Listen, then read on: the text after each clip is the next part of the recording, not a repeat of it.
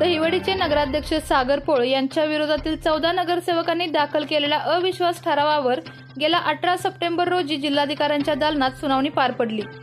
त्यावर आज दिनांक 26 सप्टेंबरची फेरसुनावणीची तारीख दिली होती। त्याच अनुषंगाने सकाळी सुरुवातीला नगरसेविका सुरेखा पखालेंसह राष्ट्रवादी भाजपचे नगरसेवक व नगराध्यक्षांनी जिल्हाधिकारी कार्यालयात प्रवेश केला व नगराध्यक्ष सागर पोळ यांना 1 ऑक्टोबरला 14 नगरसेवकांसह फेरसुनावणीसाठी बोलवण्यात आले आहे।